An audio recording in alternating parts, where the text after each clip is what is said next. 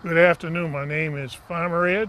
I've been gardening since 1984 here in the community gardens in Torrance.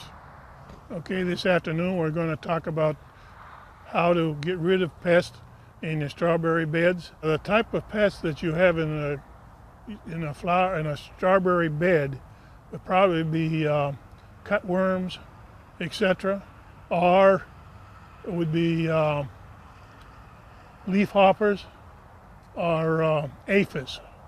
Taking care of pests in your strawberry bed without using any pesticides, you should use horticultural soap.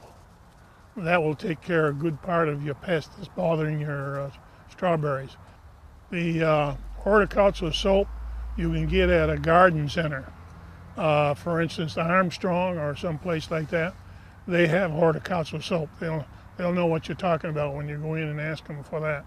You can spray that on your vegetables and on your strawberries also, and that'll take care of most of your pests. The real strong pests, I cannot recommend anything because most of that stuff is herbicides and you shouldn't use it on your vegetables. Other than that, you shouldn't have too much problem with pests in a strawberry bed. My name is Farmer Ed. This afternoon we have talked about how to get rid of your pests in the strawberry beds.